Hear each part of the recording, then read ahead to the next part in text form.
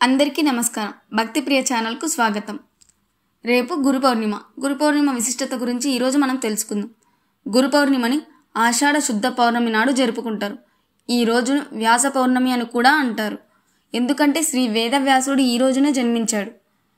అసలు గురు పౌర్ణిమని ఎందుకు జరుపుకుంటారంటే ఇది గురువుల సేవకు అంకితం. విద్య జ్ఞానం ఇచ్చిన గురువులకు ఈ రోజున కృతజ్ఞత చెప్పడం అనాది కాలంగా వస్తున్న సాంప్రదాయం.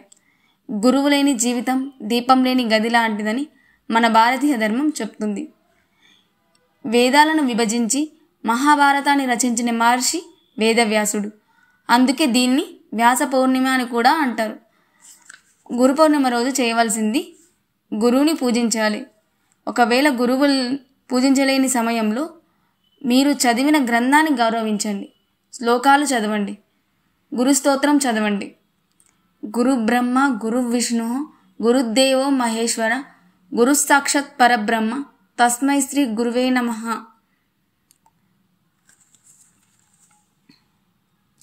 చివరిగా ఒక మాట, జీవితంలో మార్గం చూపించే వారు గురువులు. వారిని గుర్తుంచుకోవడం మన కర్తవ్యం. ఓం నమో వెంకటేశాయ.